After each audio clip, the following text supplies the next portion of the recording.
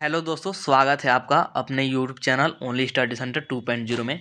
तो इस वीडियो में हम लोग क्लास 12th का इकोनॉमिक्स का मॉडल पेपर सॉल्यूशन देखने वाले हैं 2024 का। और इस वीडियो में हम लोग सब्जेक्टिव क्वेश्चन को डिस्कस करने वाले हैं। इससे पहले वाले वीडियो में हम लोगों ने ऑब्जेक्टिव को देख लिया है। अभी तक आप लोगों ने उस वीडियो को नहीं देखा है तो उसका लिंक डिस्क्रिप्शन में दिया गया है, वहाँ से आप लोग जा करके जरूर देख लीजिएगा। इसके बाद आप लोग सब्जेक्टिव को आइएगा देखने। तो चलिए वीडियो को स्टार्ट करते हैं। और वीडियो को स्टार्ट करने से पहले हमारे चैनल पर नया हो तो चैनल को सब्सक्राइब करके जरूर रख लीजिएगा, साथ ही बेल आइकन को भी प्रेस कर लीजिएगा और वीडियो को अपने दोस्तों के पास एक बार जरूर शेयर कीजिएगा। छोटा सा आप लोग को वर्क दे रहा हूँ, आप लोग वीडियो को जरूर शेयर कर दीजिएगा। चलिए वीडियो को स्टार्ट करते हैं। और उससे पहले हम लोग थोड़ा सा इंट्रोडक्शन देख लेंगे, यानी कि सामान्य निर्देश कि आप लोग का सब्जेक्टिव क्वेश्चन कहाँ से कहाँ तक है और साथ ही कितने किसी ने पूछे जाएंगे और कितने कितने आप लोग का उत्तर देना है। तो देख लीजिए, प्रश्न संख्या 31 से 38 तक ये आपके 2 मार्क्स वाले क्वेश्चन है, 2 नंबर वाले क्वेश्चन है।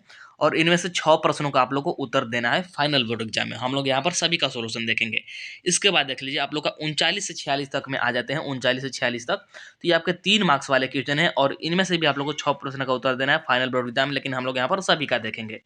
फिर 47 से 42 तक आ जाते हैं तो ये 5 मार्क्स वाले क्वेश्चन है, यानी कि दीर्घ उत्तरीय प्रश्न है और इनमें से 4 प्रश्न का उत्तर आप लोग को देना है। आप लोग जो अच्छा लगे 4 आप लोग चूज करके उत्तर दे सकते हैं।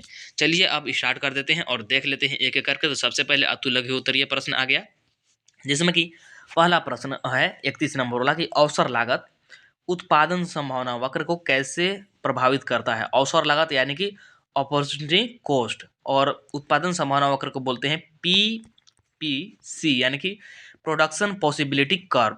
तो यही बताना है कि जो अवसर लागत है ये PPC को, यानी कि उत्पादन संभावना वक्र को कैसे प्रभावित करता है। तो चलिए हम लोग इसका उत्तर देखते हैं। मैंने यहाँ पर प्रॉपर तरीके से लिख करके लाया हुआ है, आप लोग को अच्छी तरीके से समझ में आ जाएगा।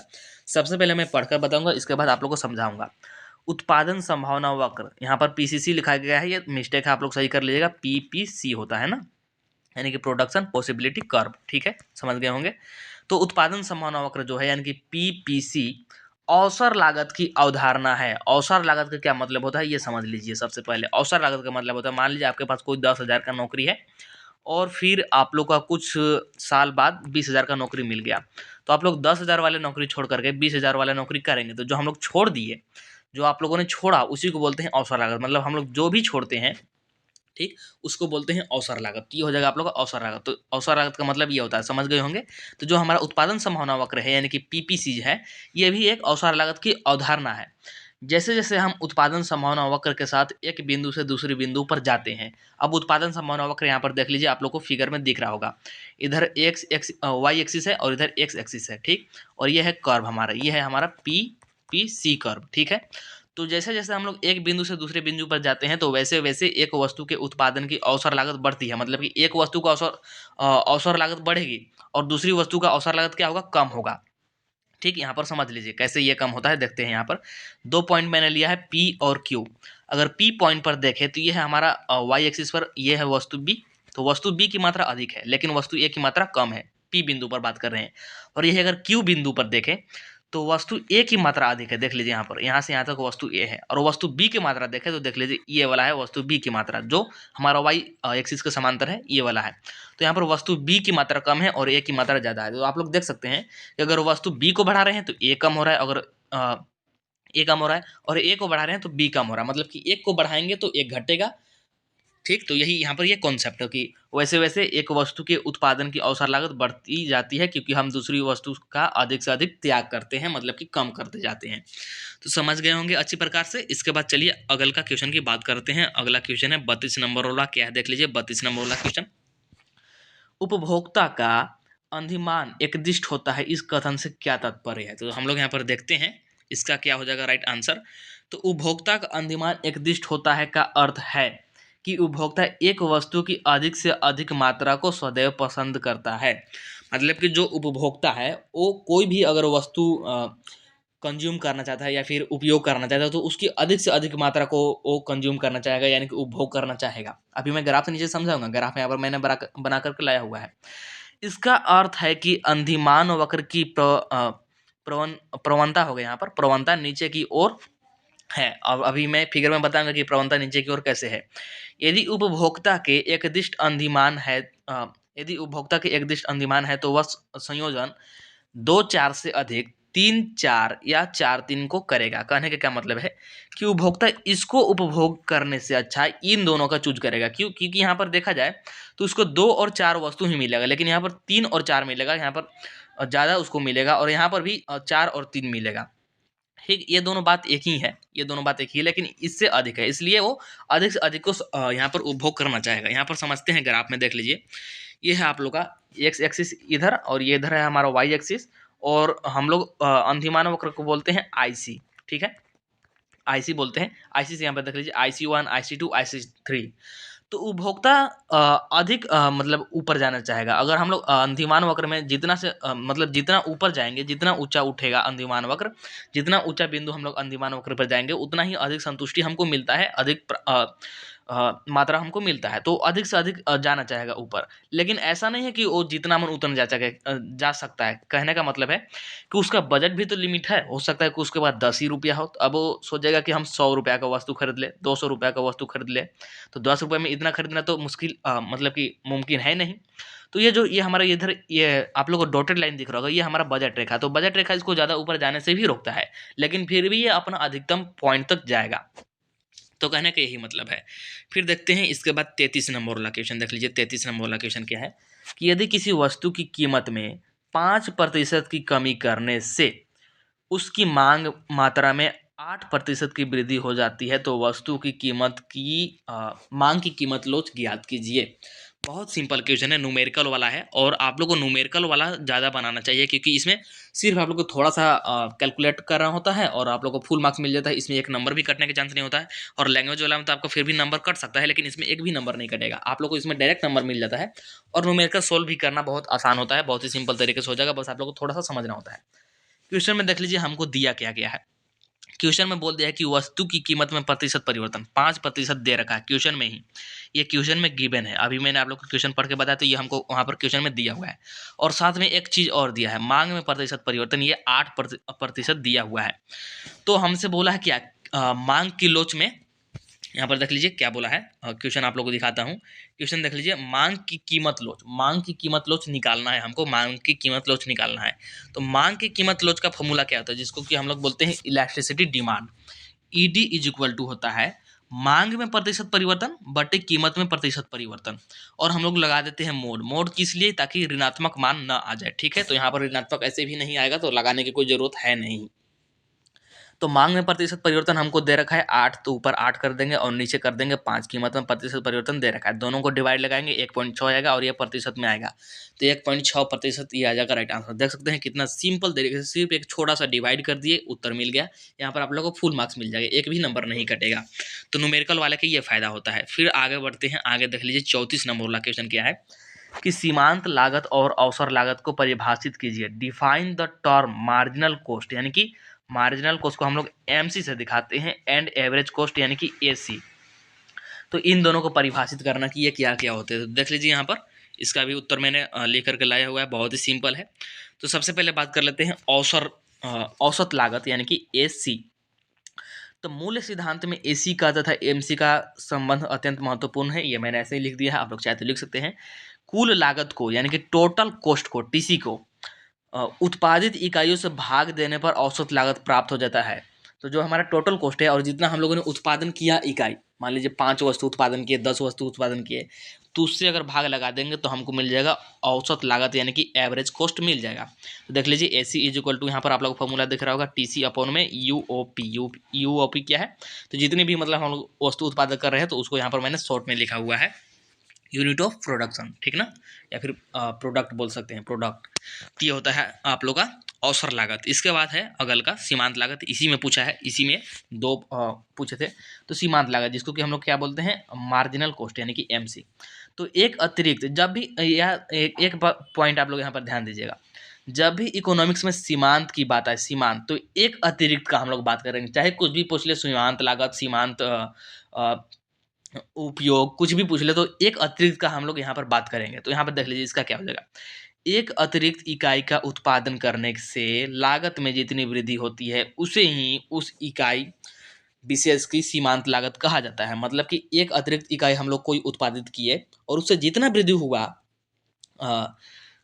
तो उसी को हम लोग क्या बोलते हैं, सीमांत लागत बोलते हैं। इसका फॉर्मूला होता है M C is equal to T, यहाँ पर आप लोग दिख रहा होगा, मैं अलग से नहीं लिखता हूँ, M C is equal to T C N minus T C N minus one. इसका क्या मतलब है, एम सी है तो यहाँ पर है आप लोग को सीमांत लागत, और टी सी एन का मतलब है, जैसे मान लीजिए मैं यहाँ पर एक एग्जाम्पल देता हूँ, जैसे आप लोगों ने 3 वस्तु का उत्पादन किया, ठीक।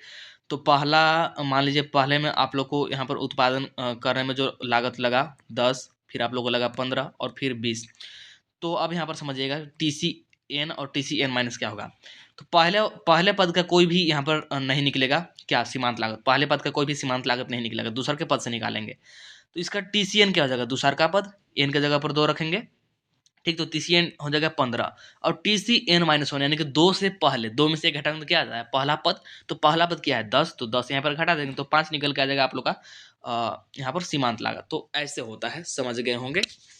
फिर आगे देखते हैं, आगे यहाँ पर आगे 35 नंबर वाला क्वेश्चन देख लीजिए। 35 नंबर वाला क्वेश्चन क्या है कि समष्टि अर्थशास्त्र की दृष्टि से अर्थव्यवस्था के 4 क्षेत्रों के नाम लिखिए। समष्टि अर्थशास्त्र यानी कि मैक्रो इकोनॉमिक्स, और इसके हिसाब से 4 क्षेत्रक के नाम लिखना है। तो आप लोग पढ़े होंगे तो अच्छी बात है, समझ में आ गया, अगर नहीं पढ़े होंगे तो यहाँ पर समझ लीजिए। समष्टि अर्थशास्त्र यानी कि मैक्रो इकोनॉमिक्स, इसके 4 क्षेत्र कौन कौन से, एक तो हो गया परिवार, ठीक। मैंने यहाँ पर देख लीजिए अच्छी तरीके से आप लोग को समझा मतलब कि सजा करके लाया है ताकि आप लोग को यहीं पर याद भी हो जाए। एक होता है फर्म, एक होता है सरकार, और एक होता है बाह्य क्षेत्र। ये होते हैं हमारे क्या, 4 क्षेत्र होते हैं। और इनमें कुछ कुछ संबंध भी होता है कि परिवार फर्म को क्या देगा, फर्म परिवार को क्या देगा, फर्म सरकार को क्या देगा, सरकार फर्म को क्या देगा, ये संबंध भी होता है। तो ऐसा अगर क्वेश्चन आता है तो मैं आप लोग को बताऊंगा, और नहीं तो इंपॉर्टेंट क्वेश्चन जब कराऊंगा तो उसमें बता दूंगा, यहाँ पर नहीं बताऊंगा, अलग से इसको मैं कराऊंगा, वो भी बहुत ही इंपॉर्टेंट है। लेकिन आप लोग को ओवरव्यू दे दिया कि कुछ इस प्रकार का भी होता है, पढ़े होंगे तो आप लोग को याद आ रहा होगा। तो यहाँ पर ये हो जाएगा 35 नंबर का राइट आंसर, ये चारों क्षेत्र होते हैं, ठीक। समझ गए होंगे, याद भी हो गया होगा। इसके बाद देख लीजिए अगला का क्वेश्चन क्या है। अगला क्वेश्चन है 36 नंबर वाला कि वर्तमान समय में यानी कि करेंट प्रेजेंट टाइम में, वर्तमान समय में डिजिटल विनिमय के किन्हीं 4 साधनों को लिखिए। डिजिटल विनिमय के 4 साधन यानी कि डिजिटल ट्रांजैक्शन ना, तो 4 साधन कौन कौन से हो जाएंगे देख लीजिए यहाँ पर। तो डिजिटल विनिमय के हमारे पास 4 साधन देख लीजिए। नेट बैंकिंग, अभी आप लोग नेट बैंकिंग बहुत प्रचलित है, आप लोग सुनते होंगे। जो भी SBI का ऐप वगैरह होता है, जो भी हम लोग वेबसाइट से लेन देन करते हैं, तो वो हो गया आप लोग का नेट बैंकिंग, ठीक है। फिर क्रेडिट कार्ड, क्रेडिट कार्ड आप लोग का ATM वगैरह हो जाता है क्रेडिट कार्ड, ठीक है। और इसमें डेबिट कार्ड भी आता है, क्रेडिट कार्ड डेबिट कार्ड ये दोनों हो गए। और फिर आ जाता है UPI, जो कि अभी सबसे ज़्यादा प्रचलित है। इसमें आपका फ़ोन पे, गूगल पे जो आप लोग जानते हैं ना, ये सभी UPI ही है हमारा। तो ये 4 हमारे डिजिटल विनिमय के माध्यम हो गए, ठीक है। विनिमय मतलब एक प्रकार से लेन देन आप लोग समझ सकते हैं, एक्सचेंज बोल सकते हैं, ठीक है। 36 नंबर वाला भी समझ गए। इसके बाद देख लीजिए 37 नंबर वाला क्वेश्चन क्या है कि खुली अर्थव्यवस्था से आप क्या समझते हैं। ओपन इकोनॉमी, ओपन इकोनॉमी का क्या मतलब है, बहुत ही सिंपल है। ओपन इकोनॉमी का मतलब एक बार समझ जाएंगे यहीं पर याद हो जाएगा। खुली अर्थव्यवस्था से तात्पर्य ऐसे देश से है जहां देश के अंदर और बाहर वस्तुओं सेवाओं पूंजी, वस्तु हो सेवा हो या फिर पूंजी हो का मुक्त प्रवाह होता है। मतलब कि कोई भी देश है, मान लीजिए कोई देश में, तो वहाँ पर हमको वस्तु बेचना है, या फिर किसी को सेवा देना है, या फिर सेवा लेना है, या फिर पूंजी कुछ में लगाना है, तो कोई भी रोक टोक ना हो, यानी कि मुक्त प्रवाह हो, कोई बोलेगा नहीं कुछ करने से, तो उसको हम लोग बोलते हैं खुली अर्थव्यवस्था। जब चाहे हम लोग जाकर के वस्तु बेच सकते हैं, वस्तु खरीद सकते हैं, तो उसी को बोलते हैं हम लोग खुली अर्थव्यवस्था। खुली अर्थव्यवस्था का मतलब यही होता है, सिंपल तरीके से समझ गए होंगे। फिर देख लीजिए आगे बढ़ते हैं। तो 38 नंबर वाला जो कि आप लोग का दो मार्क्स वाले क्वेश्चन है, उसका ये लास्ट क्वेश्चन है, ठीक। 38 नंबर वाला, सरकारी बजट को परिभाषित कीजिए। डिफाइन गवर्नमेंट बजट, बहुत ही सिंपल है, बहुत सिंपल। इसको मैं एक एग्जाम्पल की मदद से समझाऊंगा, जिससे कि आप लोग को बहुत ही जल्द याद मतलब कि याद हो जाएगा। सरकारी बजट समझने से पहले आप लोग एक एग्जाम्पल समझिए। जैसे मान लीजिए कि अभी जनवरी आने वाला है, ठीक। जनवरी आप लोग का आने वाला है, मैं यहाँ पर लिखता हूँ जनवरी, ठीक। जनवरी आने वाला है, तो जनवरी का आप लोग का कुछ कुछ तो प्लान होगा। मान लीजिए आपके पास जनवरी में 1,000 रुपये हैं, 1,000 रुपये आपको जनवरी में मिलेगा, तो इसमें से आप लोग को कैसे खर्च करना है। मान लीजिए 100 रुपये दूध वाले को देना है, 100 रुपये आप लोग को पढ़ाई पर लगाना है, 100 रुपये और कहीं लगाना है, ठीक। इस प्रकार से आप लोग डिवाइड कर लेते हैं कि कल ये करना है वो करना है। तो आप लोग यहाँ पर पैसा का मतलब डिवाइड कर लेते हैं एक महीने में कि इतना इतना खर्च हम लोग इस प्रकार से करेंगे, अनुमान लगाते हैं। तो ये आप लोग का खुद का बजट हो गया, इसी को बोलते हैं खुद का बजट, एक प्रकार से बोल सकते हैं। तो इसी प्रकार से सरकारी बजट होता है। अब समझ जाएंगे आप लोग बहुत ही आसानी तरीके से। सरकारी बजट एक वित्तीय वर्ष में, यानी कि एक साल में, एक वित्तीय वर्ष की अवधि के दौरान सरकार की प्राप्तियों यानी कि आय तथा व्यय के अनुमानों का विवरण है। तो जो सरकार का आय है और जो व्यय है, यानी कि जो खर्चा होने वाला है, जो उसका आय है, जैसा कि मैंने आप लोगों को बताया कि आपका 1,000 है, वैसे ही सरकार का भी कुछ आय होगा, और व्यय यानी कि सरकार को भी कुछ खर्चा करना होगा, तो उसके अनुमान, वो अनुमान लगा कि कहाँ कहाँ हमको खर्चा करना है, उसी को क्या बोलते हैं, सरकारी बजट बोलते हैं। और एक वित्तीय वर्ष, तो वित्तीय वर्ष हमारा कितना होता है, 1 अप्रैल से लेकर के 1 अप्रैल से 31 मार्च तक, 31 मार्च तक होता है हमारा वित्तीय वर्ष। ये आप लोगों को ऑब्जेक्टिव में पूछा जा सकता है। आप लोग चाहे तो इसको यहाँ पर ब्रैकेट में करके भी लिख सकते हैं, तो उसको लिख दीजिएगा, ठीक है। तो ये होता है सरकारी बजट, समझ गए होंगे। इसके बाद देख लीजिए 39 नंबर वाला क्वेश्चन यहाँ पर। अब 3 मार्क्स वाले क्वेश्चन स्टार्ट होते हैं। तो 39 नंबर वाला क्वेश्चन देख लीजिए क्या है कि सीमांत उपयोगिता किसे कहते हैं, ठीक, यानी कि मार्जिनल यूटिलिटी, इसको हम लोग MU से डिनोट करते हैं। रेखा चित्र से स्पष्ट कीजिए, रेखा चित्र बनाना है कि जब सीमांत उपयोगिता शून्य होती है तब कुल उपयोगिता अधिकतम होती है। कहने का मतलब सीमांत उपयोगिता बताना है MU को। और एक प्रकार से ये जानते हैं क्या पूछना चाहता है, ये पूछना चाहता है कि सीमांत उपयोगिता और कुल उपयोगिता में संबंध बताइए, ये दूसरे के पार्ट में ये पूछना चाहता है। तो चलिए इसका उत्तर देख लेते हैं, बहुत सिंपल तरीके से आप लोग को समझा देंगे। देखते हैं, सबसे पहले सीमांत उपयोगिता ना, सीमांत उपयोगिता MU जिसको बोलते हैं मार्जिनल यूटिलिटी, तो ये क्या है समझिए। तो मैंने आप लोगों को बताया था कि सीमांत का जब भी बात आएगा तो अतिरिक्त की बात होगा, एक अतिरिक्त की बात होगा, चाहे सीमांत उपयोगिता पूछे, सीमांत लागत पूछे, सीमांत उपभोग पूछे, जो भी पूछे, एक अतिरिक्त की बात तो होगी ही।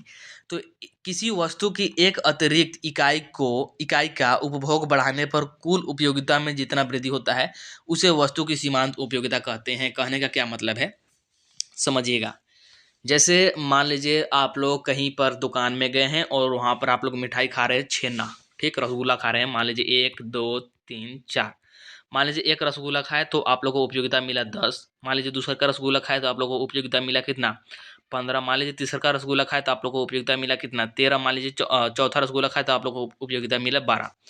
तो यहाँ पर देखिए हम लोग यदि पहला रसगुल्ला खाए, ठीक, तो 10 था, दूसरा का खाए तो यहाँ पर 15 हो गया, मतलब इन दोनों में डिफरेंस कितना है तो 5, यहाँ पर 5 का वृद्धि हो गया। तो इसी को बोलते हैं हम लोग सीमांत उपयोगिता, सीमांत उपयोगिता। और सीमांत उपयोगिता में एक ध्यान देने वाली बात सबसे महत्वपूर्ण है कि सीमांत उपयोगिता घटते दर से बढ़ती है। यहाँ पर देख लीजिए 5 का डिफरेंस है, लेकिन इसके बाद देखेंगे तो आप लोगों को सिर्फ 2 का डिफरेंट दिखेगा, इसके बाद देखेंगे तो सिर्फ 1 का डिफरेंट दिखेगा। क्यों? क्योंकि आप लोग खुद से समझिए ना, बहुत ही प्रैक्टिकल है। जैसे आप लोग रसगुल्ला खाते जा रहे हैं, एक समय होगा कि आप लोग का पेट भर जाएगा, फिर मन भी भर जाएगा, तो आप लोग को खाने का मन करेगा ही नहीं, एक समय आएगा कि आप लोग खाना छोड़ देंगे। तो ऐसे ये घटता जाता है, समझ गए होंगे, बहुत सिंपल तरीके से समझ गए होंगे। इसके बाद देख लीजिए इसका फॉर्मूला भी होता है MU बराबर TUN-TUN-1। तो ये मैंने आप लोग को समझा दिया, समझ गए होंगे। फॉर्मूला तो आप लोग खुद से अप्लाई कर ही सकते हैं, फॉर्मूला पर ही मैंने समझाया। जो यहाँ पर मान लीजिए जो मतलब जैसे मैंने बताया 10 15 फिर बताया था 13, तो 15 में से 10 घटाते हैं, यही होता है। मतलब कि आगे वाला में से ये मान लीजिए 2 नंबर वाला है, ये 1 नंबर वाला है, तो 2 माइनस से करेंगे तो यही निकल जाता है 5। तो यही फॉर्मूला ऐसे अप्लाई करते हैं। फिर इसके बीच ग्राफ बनाने के लिए बोला था, दोनों के बीच, किसके किसके बीच, MU और TU, मार्जिनल यूटिलिटी और टोटल यूटिलिटी। तो देख लीजिए इसका ग्राफ कैसे बनेगा, इधर एक्स एक्सिस, इधर वाई एक्सिस। यहाँ पर देखिएगा मार्जिनल यूटिलिटी यहाँ पर जा रहा है, जा रहा है, जा रहा है, और फिर यहाँ पर ये अधिकतम पॉइंट पर गया और फिर घटने लगा। और यहाँ पर देखिए सॉरी, ये मार्जिनल यूटिलिटी नहीं है, टोटल यूटिलिटी है। और मार्जिनल यूटिलिटी यहाँ पर देखिए घटता जा रहा है, घटता जा रहा है, घटता जा रहा है, और फिर ऋणात्मक होगा। तो अब यहाँ पर समझिएगा क्या है मार्जिनल, अब समझिएगा मार्जिनल यूटिलिटी घट रहा है, तो यहाँ पर देख लीजिए टोटल यूटिलिटी बढ़ रहा है, मतलब कि सीमांत उपयोगिता घट रहा है तो कुल उपयोगिता बढ़ रहा है, ठीक। अब देखिए जो सीमांत उपयोगिता है यानी कि MU जो है, यहाँ पर देख लीजिए ये 0 पर आ गया, यहाँ पर आ गया, मतलब ये 0 वाला पॉइंट है, ठीक, एक्स एक्सिस पर 0 पॉइंट आ गया, ठीक, 0 पर आ गया। तो कुल उपयोगिता देखिए मैक्सिमम हो गया, ये इसका पीक पॉइंट है, सबसे अधिक वाला पॉइंट है, ठीक। और फिर देखिए जब कुल उपयोगिता घटने लगा तो हमारा जो सीमांत उपयोगिता है ये ऋणात्मक हो गया, ऋणात्मक आप लोग यहाँ पर दिख रहा होगा, ये नीचे चला जाएगा। तो बस यही संबंध दर्शाना था और इसी को लिख देना, जो मैंने आप लोग को बोल के अभी यहाँ पर समझाया, बस उसी को लिख देना है लैंग्वेज में। देख लीजिए यहाँ पर मैंने लैंग्वेज में लिखा हुआ है। चित्र से स्पष्ट है कि जब सीमांत उपयोगिता गिरती है तब कुल उपयोगिता बढ़ती है। आप लोग को चित्र में मैंने भी समझाया कि गिर रहा है एक तो एक बढ़ रहा है, यानी कि MU गिर रहा है तो TU बढ़ रहा है। फिर है कि जब सीमांत उपयोगिता शून्य होती है, जब सीमांत उपयोगिता हमारे एक्स एक्सिस पर था, ठीक, एक्स एक्सिस पर था, तो शून्य हो गया था, तब कुल उपयोगिता क्या था, अपने पीक पॉइंट पर था, यानी कि अधिकतम पॉइंट पर था। तो ये कुल उपयोगिता उस वक्त क्या होता है, अधिकतम होती है। जब सीमांत उपयोगिता ऋणात्मक होती है, यानी कि जब एक्स एक्सिस से नीचे जाने लगती है सीमांत उपयोगिता ऐसे, तब कुल उपयोगिता क्या होती है, घटने लगती है, कुल उपयोगिता ऐसे गिरने लगती है। मैंने आप लोग ग्राफ में भी समझा दिया, समझ गए होंगे। इसके बाद आगे देख लीजिए, आगे कौन सा क्वेश्चन है, आगे है हमारा यहाँ पर 40 नंबर वाला क्वेश्चन क्या है देखिएगा। ये भी न्यूमेरिकल वाला है। न्यूमेरिकल वाला बहुत ईजी होते हैं और आप लोग को फुल मार्क्स मिल जाएगा, एक भी नंबर कटेगा नहीं। देख लीजिए 40 नंबर बोला, यदि एक फर्म का उत्पादन फलन Q बराबर L के पावर में है 0.5 और K के पावर में है 0.5, तो श्रम L की 36 तथा पूंजी K की 49 इकाई के नियोजन से वस्तु की कितनी इकाई का अधिकतम उत्पादन संभव है। सबसे पहले आप लोग समझिए कि यहाँ पर क्या क्या है। Q क्या है, क्यू है यहाँ पर, क्यू है उत्पादन फलन, ठीक है, क्यू है उत्पादन फलन। एल क्या है, एल है श्रम, एल है श्रम। के क्या है, के है पूंजी, ठीक। और इसका पावर में मतलब ऐसा ही कुछ बना करके इक्वेशन हमको दे दिया है और हमको बोला है कि श्रम 36 यूज करना है और पूंजी 49 इकाई यूज करना है। तो फिर इससे अधिकतम उत्पादन कितना संभव होगा ये हमको बताना है। तो कुछ नहीं करेंगे, वैल्यू को पुट करेंगे और इसका सिंपल मान निकल के आ जाएगा। अगर थोड़ा सा भी मैथ आप लोग को आता होगा तो एकदम सिंपल तरीके से हो जाएगा। देख लीजिए ये इक्वेशन हमको दिया है क्वेश्चन में, ये इक्वेशन हमको क्वेश्चन में दिया है, एज इट इज मैंने लिख दिया। और एल भी दिया है हमको कि 36 इकाई का उपयोग करना है और के का दिया है कि 49 इकाई का उपयोग करना है। तो बस एल की जगह पर 36 रख दिए और के का जगह पर 49 रख दिए। अब 0.5 का मतलब क्या होता है, आधा यानी कि हाफ। तो यहाँ पर पावर में मैंने हाफ लिख दिया। और हाफ का क्या मतलब होता है, रूट। हाफ का मतलब होता है रूट। कैसे आप लोग समझ, यहाँ पर समझिए, जैसे रूट मान लीजिए यहाँ पर करते हैं √1 गुने √1 करेंगे तो ये कितना निकल के आ जाएगा 1। तो यही होता है आप लोग का मतलब, पावर हाफ कर देंगे तो रूट में होता है। तो यही आप लोग समझिए सिंपल कि पावर का मतलब पावर हाफ है तो उसका क्या मतलब है कि रूट होता है। आप लोग ये पढ़े होंगे मैथमेटिक्स में, ठीक। तो √36 √49, तो √36 का वैल्यू 6, 49 का 7, तो 6 7 42 इकाई, यानी कि अधिकतम 42 इकाई संभव है उत्पादन का, ठीक है।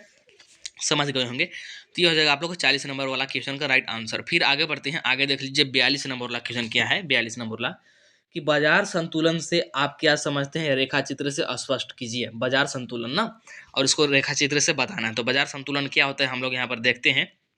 देख लीजिए बाजार संतुलन क्या है, तो समझने का प्रयास कीजिएगा। ये भी आप लोग को बहुत ही इजी तरीके से समझ में आएगा। और इकोनॉमिक्स आप लोग समझिएगा तो ही लिख पाइएगा। इकोनॉमिक्स कोई रट्टा नहीं जा सकता है, रट करके आप लोग कितना ही मतलब याद रखिएगा, समझ जाइएगा तो आप लोग आसानी से याद रख सकते हैं। देख लीजिए क्या है बाजार संतुलन। बाजार संतुलन से अभिप्राय बाजार की उस दशा से है जिसमें वस्तु की मांग व आपूर्ति बराबर होती है। मतलब जितना मांग है उतना ही पूर्ति है, ठीक। जितना बाजार में मांग किया जा रहा है उतना ही पूर्ति है, ठीक, दोनों बराबर है। तो उसको बोलते हैं हम लोग क्या, बाजार संतुलन बोलते हैं, बाजार संतुलन। कीमत बढ़ाने व घटाने वाली शक्तियाँ शांत होती है। मतलब कि कोई भी कीमत बढ़ाने और घटाने वाली कोई भी शक्ति यहाँ पर नहीं होता, मतलब एकदम शांत होता है। कोई भी कीमत घटने बढ़ने की कोई चॉइस है ही नहीं बाजार संतुलन में। उसी को हम लोग बोलते हैं क्या, उसी को बोलते हैं बाजार संतुलन, ठीक है। अब यहाँ पर देखिए इसको तालिका और ग्राफ से समझेंगे। सबसे पहले तालिका बनाएंगे और इसके बाद ग्राफ बनाएंगे, ठीक है। तो जैसे यहाँ पर देख लीजिए वस्तु, कोई वस्तु है, वस्तु की एक कीमत है, इधर ये जो है हमारा कीमत है, फिर इधर मांग की मात्रा है, और फिर नीचे देखेंगे तो नीचे हमारा आपूर्ति की मात्रा है, या फिर बोल सकते हैं पूर्ति की मात्रा, ठीक। तो देखिए वस्तु की कीमत मान लीजिए 10 है, फिर 20 है, यहाँ पर 30 है, यहाँ पर 40 है, ठीक। वस्तु की अलग अलग यहाँ पर क्या है, कीमत है। तो यहाँ पर समझिएगा फिर मांग की मात्रा क्या होगा, वस्तु की कीमत 10 तो मांग की मात्रा 4, कीमत बढ़ा तो फिर मांग की मात्रा घटा, कीमत बढ़ा तो फिर घटा, कीमत बढ़ा तो फिर घटा, ठीक। मतलब कि कीमत बढ़ेगा तो वस्तु की मात्रा जो है घटेगा, ये आप लोग जानते होंगे, ठीक। और आपूर्ति के साथ इसका सीधा संबंध होता है। कीमत 10 तो आपूर्ति 2, कीमत बढ़ेगा तो आपूर्ति भी बढ़ेगा। कैसे, मान लीजिए आप कुछ बेच रहे हैं, आप खुद से एग्जाम्पल लीजिए, अपने आप से एग्जाम्पल लीजिए। मान लीजिए आप लोग पेन बेच रहे हैं, ठीक, पेन बेच रहे हैं। तो मान लीजिए आप लोग का पहले एक पेन बिक रहा था 5 रुपये में, अब एक पेन बिकेगा आप लोग का 10 रुपये में। तो आप लोग ज़्यादा बेचना चाहेंगे क्योंकि आप लोग को ज़्यादा बेनिफिट मिल रहा है, ज़्यादा लाभ मिल रहा है। तो इसी प्रकार से यही बात है कि वस्तु की कीमत जितना बढ़ेगा यहाँ पर क्या होगा, आपूर्ति की मात्रा भी बढ़ती जाएगी। तो यही है। अब यहाँ पर देखिए एक पॉइंट आप लोग को ऐसा दिख रहा होगा जिसमें कि वस्तु की जो मांग की मात्रा है और आपूर्ति की मात्रा है बराबर है। यहाँ पर भी देख लीजिए 3, यहाँ पर भी 3। जितना मांग है उतना ही आपूर्ति है, यानी कि पूर्ति है। तो यही हमारा बाजार संतुलन है और इसी को ग्राफ पर हम लोग दिखा देंगे। देख लीजिए वाई है, इधर इधर है मात्रा, वस्तु की मात्रा बोल सकते हैं, और ये हमारे एक्स एक्सिस वाई, ये वाई एक्सिस है और ये एक्स एक्सिस, ठीक। इधर वस्तु की मात्रा, इधर वस्तु का मूल्य, ठीक। ये हमारा सप्लाई कर्व, ठीक, ये सप्लाई कर्व, ये हमारा डिमांड कर्व। सप्लाई कर्व यानी कि पूर्ति वाला वक्र है और ये हमारा क्या है, मांग वाला वक्र है, ठीक। तो यहाँ पर जो आप लोग को बीच में क्रॉस दिख रहा होगा ये पॉइंट, यहाँ पर ये एक दूसरे को काट रहे हैं, तो यही हमारा संतुलन का बिंदु है। और ये कौन सा है, मात्रा है 3 और मूल्य कितना है, मूल्य देख लीजिए 20 पर। तो इस प्रकार से आप लोगों को बनाना होगा, समझ गए होंगे बहुत ही ईजी तरीके से। इसके बाद अगला क्वेश्चन देख लीजिए, अगला कौन सा है, 42 नंबर वाला क्वेश्चन है। क्या है कि किसी वस्तु की पूर्ति को प्रभावित करने वाले किन्हीं 3 कारकों की व्याख्या कीजिए। कोई वस्तु है, उसकी पूर्ति को कौन कौन से कारक प्रभावित कर सकते हैं। मान लीजिए आप लोग कोई वस्तु बेच रहे हैं, मान लीजिए पेन ही बेच रहे हैं, पेन, मान लीजिए आप पेन बेच रहे हैं, ठीक। तो इसको कौन कौन से कारक प्रभावित कर सकते हैं कि हो सकता है आप लोग मात्रा घटा दे बढ़ा दे, कौन कौन से कारक पर ये डिपेंड करेगा, तो ये बताना है। देख लीजिए यहाँ पर, और इसका राइट आंसर क्या जाएगा। यहाँ पर देखिए, हम लोग जानते हैं पूर्ति के नियम से। पूर्ति का नियम क्या होता है, पूर्ति के नियम से हम जानते हैं, सबसे पहले पूर्ति के नियम समझिए, इससे आप लोग खुद लिख सकते हैं। हम लोग पूर्ति के नियम से जानते हैं कि जितनी कीमत अधिक होगी उतनी ही पूर्ति अधिक होगी। मैंने अभी तुरंत आप लोग को समझाया भी था कि एक पेन 5 रुपये में बिक रहा था पहले, ठीक। अब एक पेन 10 रुपये में बिक रहा है, तो कीमत बढ़ गया, तो हम लोग पूर्ति भी बढ़ाएंगे क्योंकि हमको ज़्यादा लाभ मिल रहा है। तो वही बात बोल रहा है कि पूर्ति का नियम से हम जानते हैं कि जितनी कीमत अधिक होगी उतनी ही पूर्ति अधिक होगी, ठीक। ये समझ गए। अब इसके बाद देखिए कि पूर्ति को प्रभावित करने वाले कारक निम्नलिखित थे। अब आप लोग समझ सकते हैं कि वस्तु की कीमत, ठीक। तो वस्तु की कीमत बढ़ेगा तो पूर्ति भी बढ़ेगा। आप लोग इसमें थोड़ा सा लिख दीजिएगा, एक या दो लाइन सभी पॉइंट में लिखना। जैसे यहाँ पर मैंने पाँच पॉइंट लिया है, या मैंने हेडिंग के रूप में लिया है, ये मेन हो गया। आप लोग इसमें अंदर कुछ कुछ लिख सकते हैं, दो लाइन लिख सकते हैं। ज़्यादा बात है नहीं, 3 नंबर वाले क्वेश्चन, 3 नंबर वाले क्वेश्चन दो लाइन लिख दीजिएगा, काफ़ी होगा। आप लोग चाहते हैं 5 पॉइंट न लिख करके 3 पॉइंट भी लिख सकते हैं, ठीक है। तो सबसे पहले आ गया कि वस्तु की कीमत, तो वस्तु की कीमत बढ़ेगा तो हमारा पूर्ति भी बढ़ेगा। इसी प्रकार से संबंधित वस्तु की कीमत, इसके बारे में भी 2 लाइन लिख दीजिएगा। फर्मों की संख्या, इसके बारे में भी 2 लाइन लिख सकते हैं। फर्म के उद्देश्य, इसके बारे में भी 2 लाइन लिख सकते हैं। और तकनीकी के परिवर्तन, इसके बारे में भी 2 लाइन लिख सकते हैं। आप लोग लिखिएगा, ठीक है। मैंने यहाँ पर लिख करके नहीं बताया। और इस वीडियो में मैं आप लोग को इतना ही क्वेश्चन करा रहा हूँ, यानी कि क्वेश्चन नंबर 42 तक ही करा रहा हूँ। इसके बाद क्वेश्चन नंबर 43 से आप लोग को नेक्स्ट पार्ट में मिलेगा, ठीक है। तो उसके लिए आप लोग कमेंट कीजिएगा कि कौन कौन से स्टूडेंट 43 नंबर क्वेश्चन से सॉल्यूशन चाहते हैं। साथ ही और आप लोग को ये 42 नंबर वाला क्वेश्चन ये बना या नहीं बना होगा तो मैं ये नेक्स्ट पार्ट में बना करके ला दूंगा, ठीक है। और नेक्स्ट पार्ट 100 लाइक्स होने के बाद आएंगे। इस वीडियो पर कम से कम 100 लाइक्स तो होने ही चाहिए। इतने अच्छे तरीके से मैं समझा रहा हूँ, मेरा गला फट रहा है, तो कम से कम 100 लाइक्स तो होना ही चाहिए। इतना छोटा सा टास्क है, आप लोग कंप्लीट कीजिए। इसके बाद नेक्स्ट पार्ट जल्दी ही अपलोड कर दिया जाएगा, ठीक है। तो आई थिंक वीडियो पसंद आया होगा। वीडियो पसंद आया होगा तो वीडियो को लाइक कर दीजिएगा, चैनल को सब्सक्राइब करके रख लीजिएगा। चलिए फिर मिलते हैं नेक्स्ट वीडियो में, ठीक है। जल्द ही लाएंगे नेक्स्ट वीडियो भी।